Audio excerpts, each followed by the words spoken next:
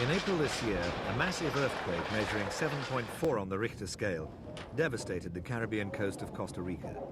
And the main city of Limón, later to be dubbed the epicenter of misery, bore the brunt of the onslaught.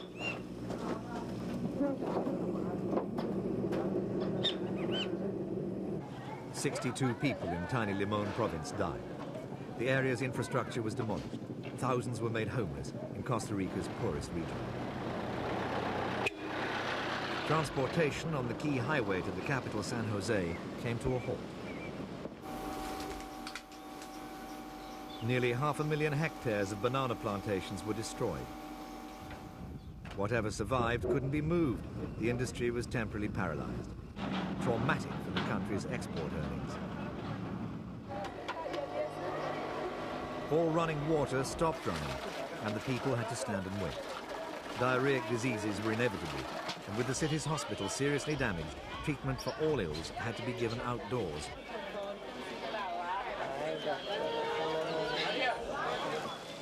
Four months later, sadly, little has changed in the city of Limón. The 200-bed hospital still sleeps numb. Patients would be overwhelmed by the stench of unwashed linens and unflushed toilets.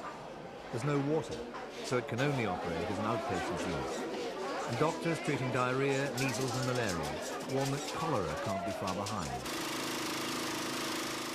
Water is still not running through the city's pipelines.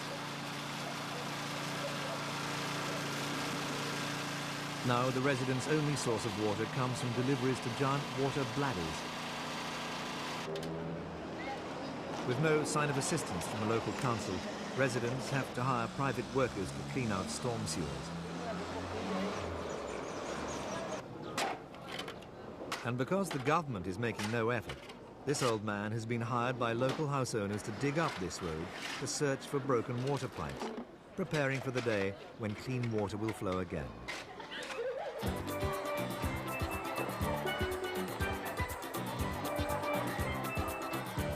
Not that you can detect any anxiety on the faces of these youngsters, but generally the schools are unsafe and still waiting to be repaired. Meantime, all classes have to be held outside.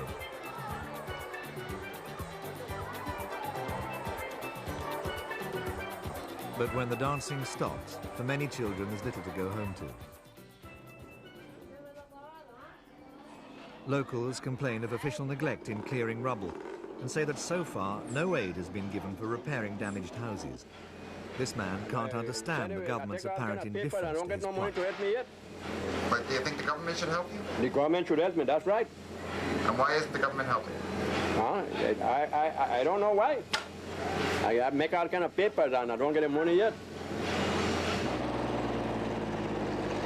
Meanwhile, the highway to San Jose, savaged by the earthquake, is back in action and bustling with the urgency of commerce. A key artery in transportation between the cities, healing its craters and scars was a government priority. This road too got special treatment. It leads from the port of Limón to and from Valle Estrella, where the bananas are grown. The painful irony is that the staple product of Caribbean Costa Rica appears to be getting preferential treatment over the people who farm and pack it. Certainly, all stops were pulled out to keep the bananas flowing, but then they account for 65% of the country's export earnings, or nearly $900 million annually. Indeed, this year, Costa Rica hopes to surpass Ecuador and become the world's largest banana producer.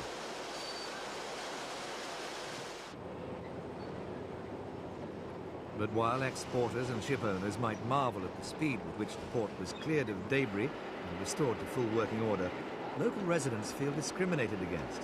And if the misery of the earthquake wasn't enough, they've since had to suffer the effects of 3 days of constant rain. At least 3 people died, and many are still missing from the mid-August flooding.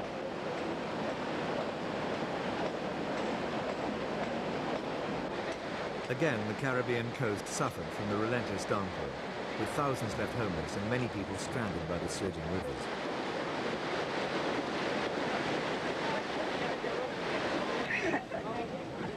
Worst hit of all was the town of Sicaola in Limón province, where the entire population had to be transferred to the Panama side of the river and onto higher ground.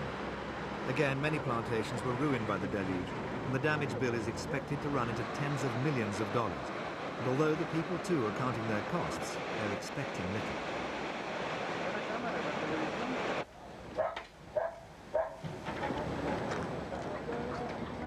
Like their cousins in Limón City, the Afro-Caribbean people of the province's swamplands have always felt second best. They say it would be different if they were white, and then the government wouldn't just favor the banana growers. The government and all the government entities have focused basically the attention to the social needs and social aspects of the majority of the population, and there has not been any particular attention given to the banana growers or banana plantations. In other words, we have taken into consideration all the needs in Limón and not just basically the needs of one particular group. The government says Limón's water system was completely destroyed and every pipe will have to be dug up and replaced. So even with promised aid from the Inter-American Bank, it'll be bladders and buckets for a few more months yet for the poor. All external aid for the relief and repair of Limón has been spent, so the wait will have to continue. And with many small businesses not reopened and no construction employment, for some the wait will be even more painful. But pain isn't new to what's been described as a third world enclave in a nation with European living standards.